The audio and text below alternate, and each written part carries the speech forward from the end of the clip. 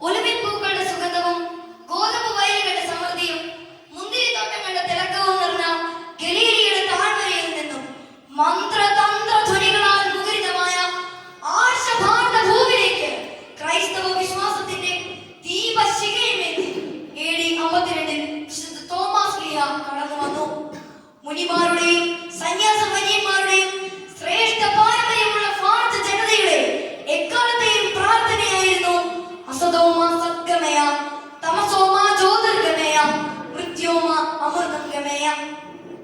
അസത്യത്തിൽ നിന്ന് സത്യത്തിലേക്ക്, ഇരുട്ടിൽ നിന്നും പ്രകാശത്തിലേക്ക്, മരണത്തിൽ നിന്നും ജീവനിലേക്ക് വഴി നയിക്കപ്പെടണമേ എന്ന പ്രാർത്ഥനയാണിത്. വിശുദ്ധമായ സന്ദേശവും ശ്രേഷ്ഠമായ ദൗത്യവുമായി ഭാരത മക്കളെ നീതി സൂര്യനായ യേശുവിന്റെ പ്രകാശത്താൽ നിറയ്ക്കുന്നതിനായി കടന്നു വന്ന ആ പുണ്യ പിതാവിന്റെ ദീപ്തമായ സ്മരണയ്ക്ക് മുൻപിൽ നമുക്ക് ശിരസ് നമിക്കാം. ഏവർക്കും കൃത്യമായ ദുഃഖനാളിന്റെ ആശംസകൾ നേരുന്നു.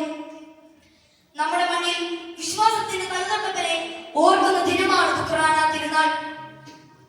ഓരോ ഒളിമ്പിക് വേദികളിലും എപ്പോഴും വെളിച്ചം പരത്തുന്ന ഒരു ദീപനാളമുണ്ട്, ഒളിമ്പിക്സ് ദീപശിഖ.